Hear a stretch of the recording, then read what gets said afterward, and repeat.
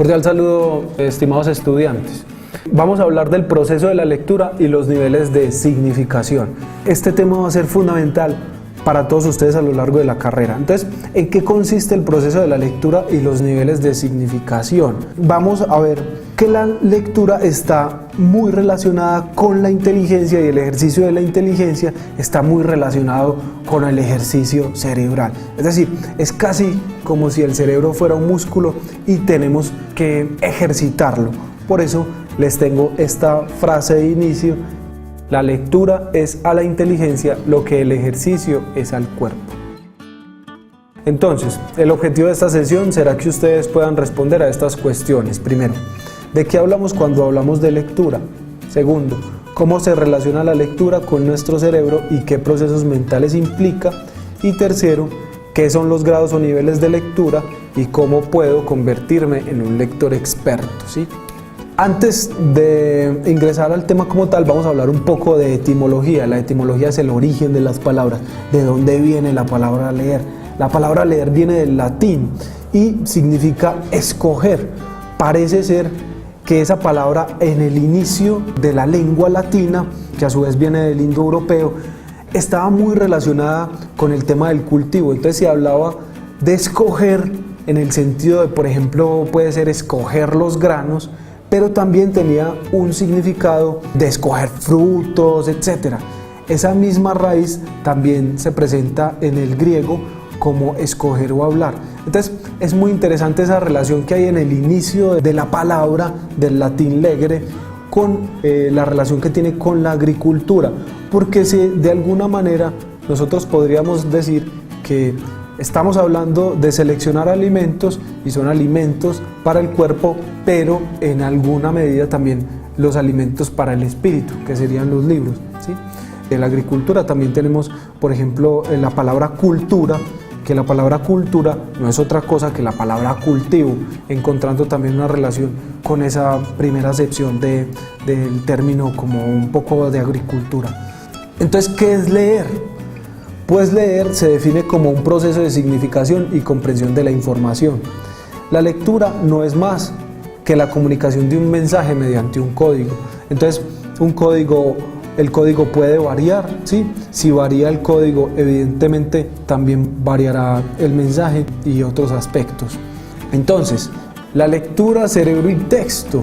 Claro, el proceso de la lectura se suele estudiar desde por lo menos dos campos.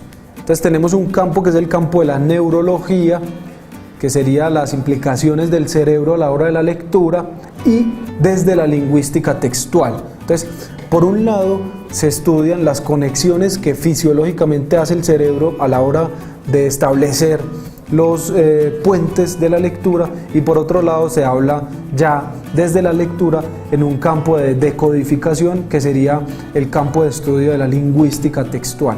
Miremos la relación que la lectura tiene con el cerebro. Ojo, es muy importante acá entender que nuestro cerebro no está hecho para la lectura. Por eso nosotros tenemos que entrenarlo cotidianamente. ¿Qué quiere decir que el cerebro no está hecho para la lectura?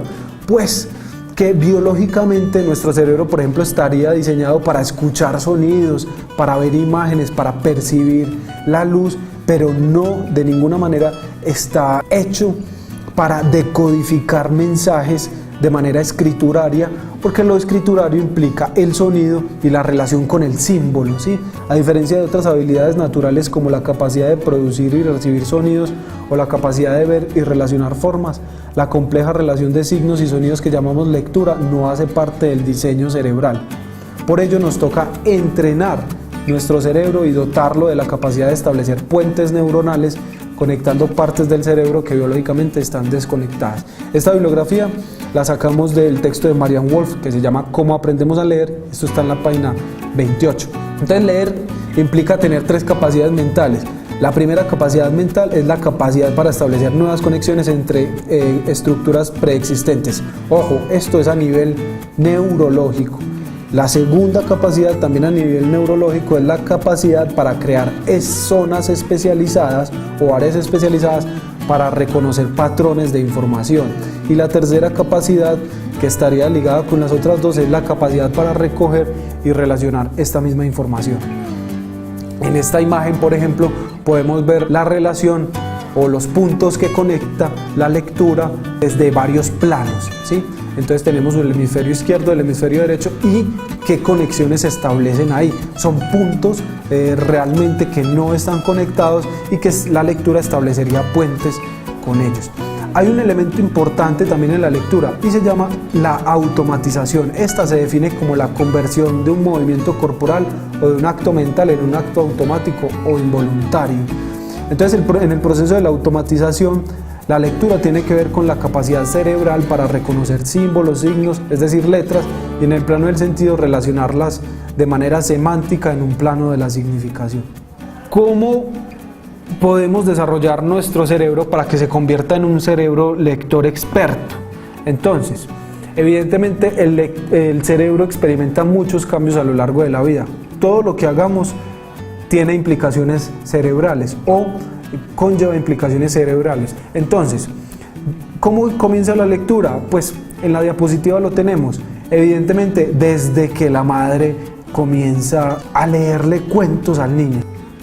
Aquí en esta imagen, por ejemplo, podemos ver la actividad cerebral cuando una persona está viendo televisión y la misma actividad cerebral cuando una persona está leyendo. Entonces vemos que hay muchas más partes de conexión en el cerebro porque realmente tenemos que hacer un esfuerzo extra, porque nos tenemos que imaginar, tenemos que elaborar sintácticamente y a partir de lo que está escrito, pues crearnos una imagen mental y una especie de teatro mental donde ocurren las cosas que nosotros estamos leyendo o si nos estamos acercando o tratando de comprender conceptos complejos.